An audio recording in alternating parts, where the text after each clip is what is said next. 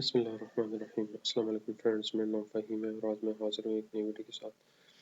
Friends, आज हम examples के थ्रू हम सेल टैक्स रिटर्न को डिस्कस करेंगे, जिसमें हम देखेंगे कि ये जो हम परचेज़ करते हैं या सेल करते हैं एनेक्स ए या सी में, तो वो आगे किस तरह इसकी एडजस्टमेंट होती है रिटर्न में। ठीक है, उसमें हमने एग्जांपल ली है कुछ।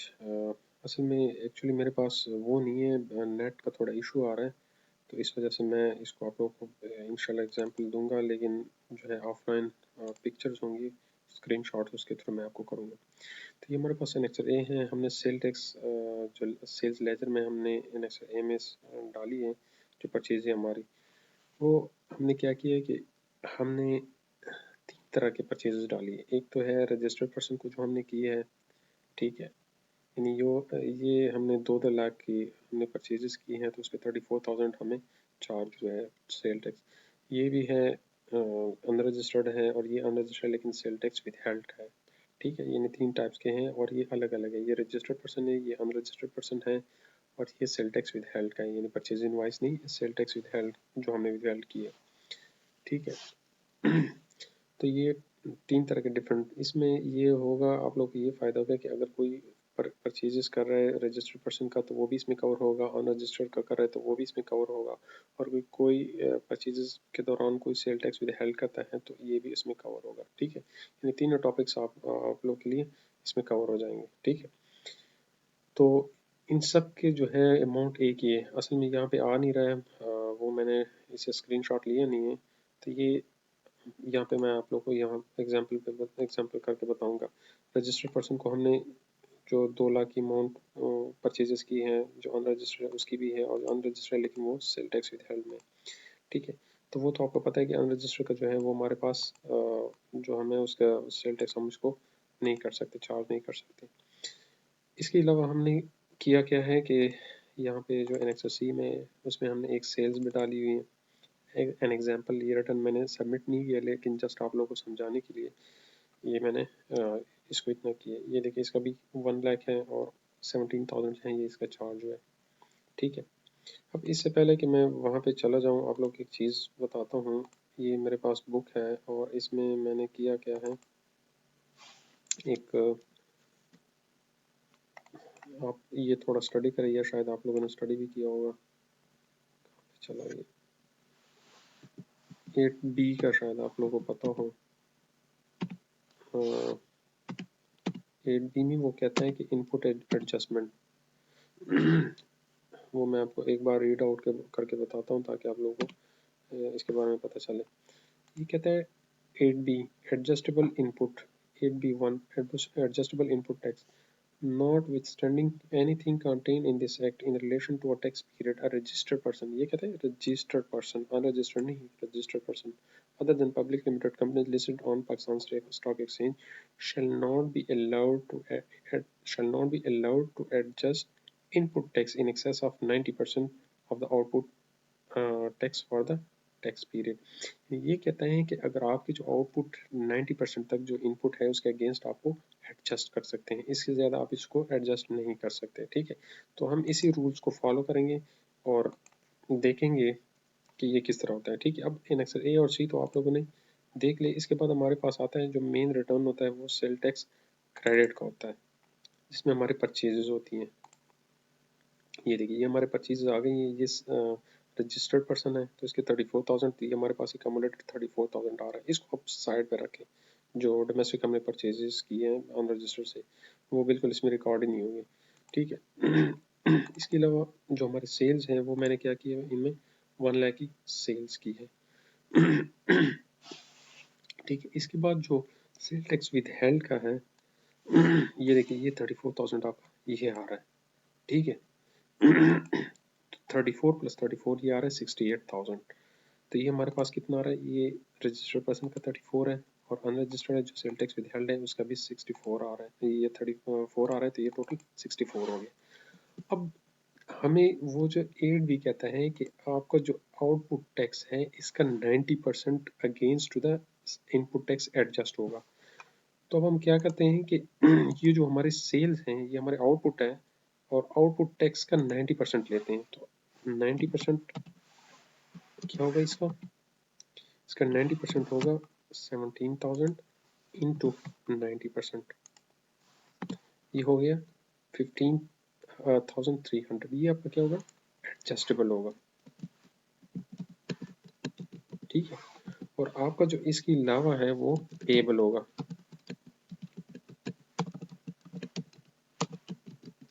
पेबल कितना होगा 17,000 माइनस इन 90 जो है हमारे पास 90% है, या फिर आप इस तरह करके इसका 10% लेंगे। 17,000 का जो बकाया 10% है वो हम इसका यहाँ पे चार्ज करते हैं। सॉरी ये थोड़ा गलत हो गया। तो ये 1700 है। अब हमने ये भी पे करना है और ये भी पे करना है। ये क्यों पे करना है, क्योंकि ये हमने क्या किया हुआ है कि जो 34,000 हमने परचेजेस किए हैं इसका हम पे करेंगे, और जो सेल टैक्स विद हेल्ड किया हुआ है वो भी हम पे करेंगे गवर्नमेंट को। ये सॉरी हमने अनरजिस्टर्ड का करना है, ठीक है। ये रजिस्टर का नहीं करेंगे क्योंकि रजिस्टर का तो ऑलरेडी एडजस्टेबल है, ठीक है, ये नहीं करेंगे, ठीक। अब हुआ कि एक अनरजिस्टर्ड है उसका हम 34,000 पे करेंगे कि हमने उसे परचेजेस किए, हमने लाजमी उसका 17% देना ही है, ठीक।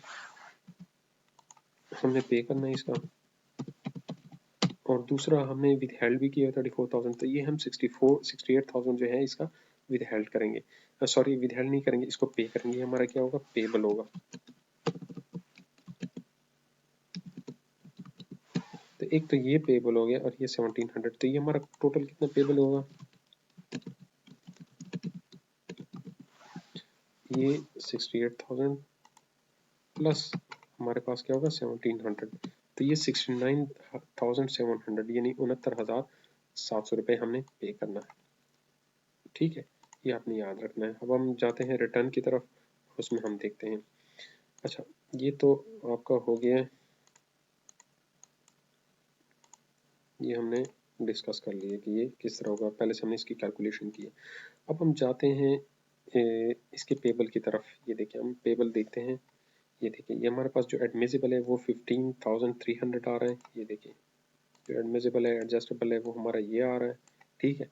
इसके अलावा जो हमारे पास 1700 है वो पेबल होगा, और 34 प्लस 34 68,000, तो ये क्या होगा हमारा कितना पेबल होगा 69,000। तो हम देखते हैं कि वाकई हमारा 69,000 आ रहा है, बिल्कुल ये हमारा 69,000 यहाँ पे आ रहा है, total amount to be paid, ठीक है 69,000 ये आपका यहाँ पे आ गया, ठीक है।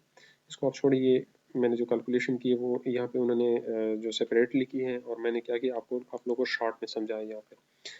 इसके बाद हम जाते हैं जो हमारा नेक्स्ट पेज है वो हेड वाइज पेबल है।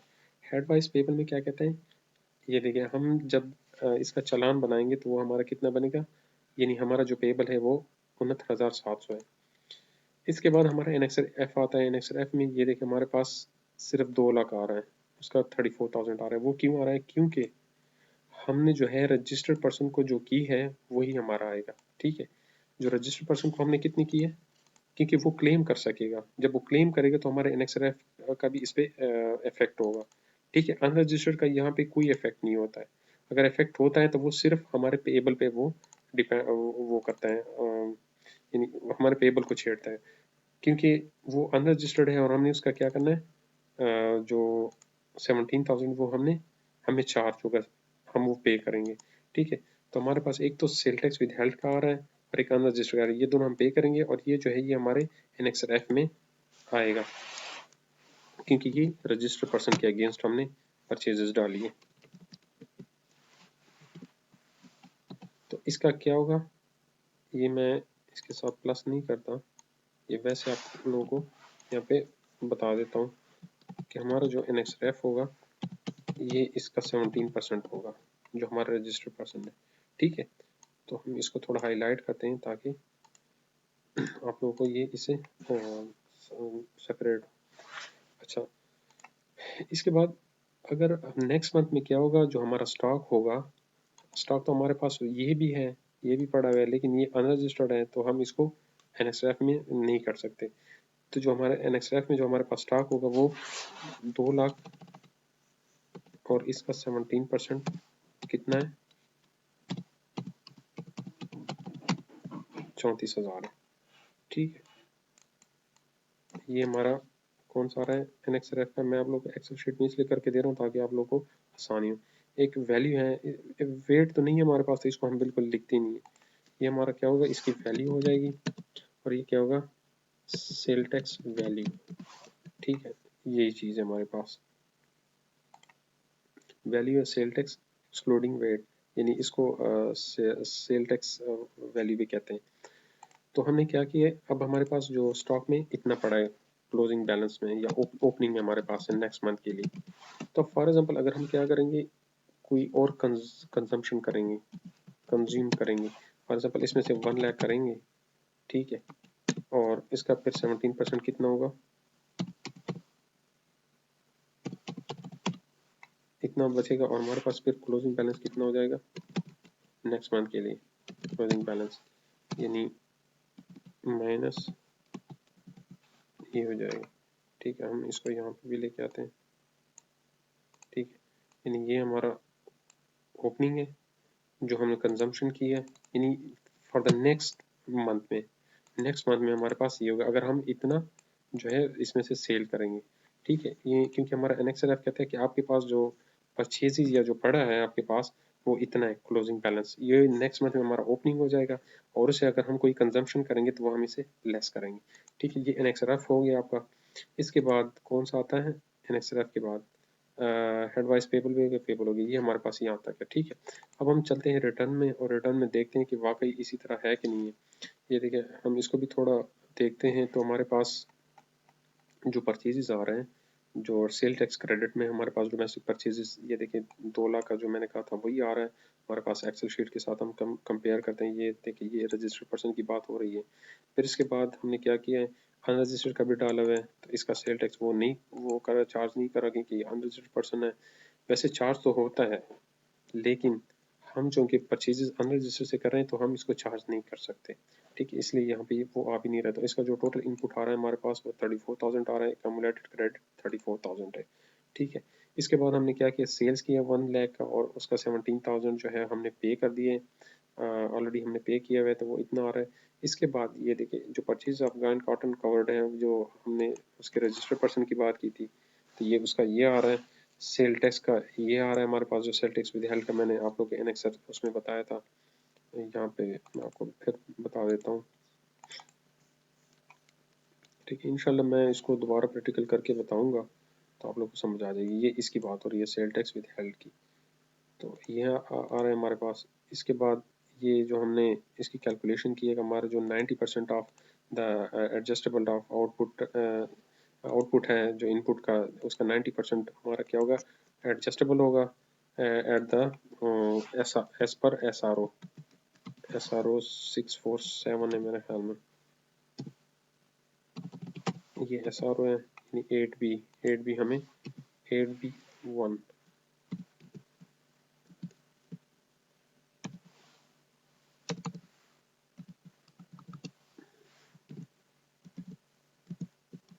ठीक है, ये SRO कह रहा है।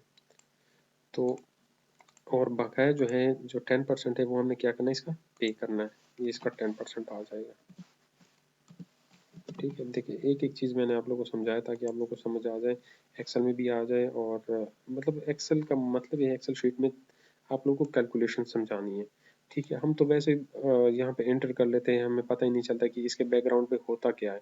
तो बेसिकली इसके बैकग्राउंड पे ये काम चल रहा होता है। ये मैंने आप लोग के साथ एक्सेल का भी शेयर किए हैं, आप लोग के साथ मैंने जो इनकम टैक्स रिटर्न्स है वो भी मैंने आप लोग के साथ एक्सेल शीट में आप लोग के साथ शेयर किए। शेयर करने का मकसद ये कि ताकि आप लोग को बेसिक कॉन्सेप्ट का पता चल जाए, ताकि आप लोग को कोई प्रॉब्लम आ जाए तो आप इसको सॉल्व कर सकें। ठीक है, तो आपने इस तरह की एडजस्टमेंट करनी है। तो इंशाल्लाह आगे भी अगर और कोई इस तरह के इससे रिलेटेड प्रॉब्लम्स आएंगे तो हम इसको एक्सेल शीट में भी सॉल्व करेंगे। और रिटर्न में तो हमें एक बना बनाया रिटर्न मिल जाता है, हमें वहाँ पे इनपुट आउटपुट डाल देते हैं, वो ऑटोमेटिक यहाँ पे एडजस्ट हो जाती है। लेकिन हमें पता नहीं चलता कि ये किस तरह एडजस्ट होती है, इसका मकसद क्या होता है, ये किस कहाँ से आती है ये वैल्यूज़ वगैरह। ठीक है, तो ये आप लोगों को समझाना था। अब ये 69,700 आ रहा है, ये देखिए वही रिटर्न है, इसको मैंने जस्ट इंट्रोड्यूस में किया और यहाँ पे मैंने डाउनलोड किया। ये देखिए हमारे पास कितना पेबल आ रहा है, 69,700 आ रहा है, तो ये हम पे करेंगे। तो एक्स ये जो हमारा रिटर्न है यहाँ पे भी ये देखिए बैलेंस टैक्स पेबल या रिफंडेबल। ठीक है, यहाँ टोटल अमाउंट भी पेड आ रहा है, रिफंड भी आ सकता है। ठीक है, बाकी तो इसमें वो उन्होंने किया नहीं है, तो ये हमारा फुल रिटर्न है। यानी इतने से टाइम में और इतनी सी कैलकुलेशन में हमने full return, sale tax return जो है ना वो हम समझ गए कि इसकी कैलकुलेशन कैसी होती है। ठीक है, तो